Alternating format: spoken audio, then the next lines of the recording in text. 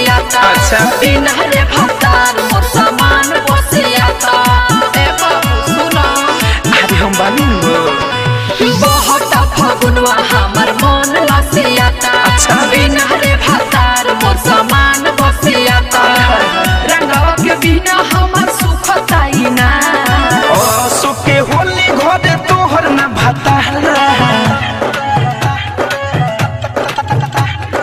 ओ सुके होली घरे तोहर ना भतार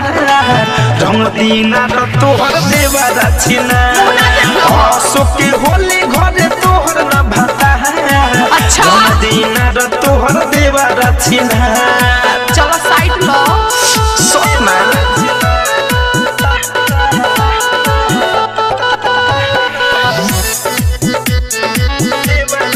डिजिटल रिकॉर्डिंग स्टूडियो मधुबन। ढेर न कर बाबू तू चोना हम नहीं मानेंगे हम न सोते ने तनी मुना ना भागो यहाँ से नहीं भागेंगे ढेर न बाबू कर तू चोना हम न सोते ने तनी मुना जाते जे बोलबो तोहर मुहावा घुमाई लाला का पियर का तोहर जुबान पर लगाई हंसता काहे तू हो दाता बचिया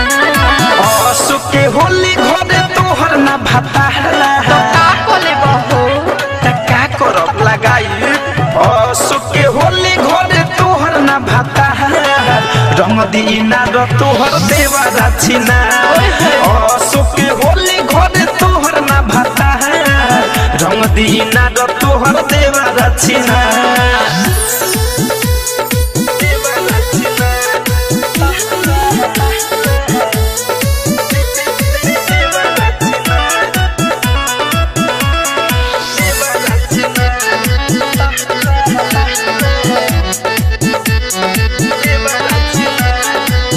अनिल रोहित हटा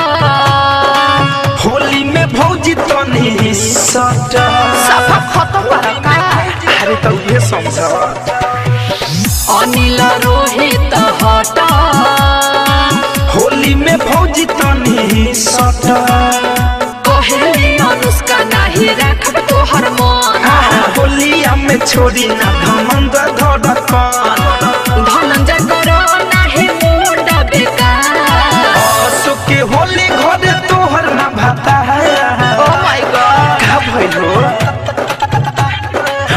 सुके होली घरे तोहर ना भाता रंग दीना र तोहर देवरा छिना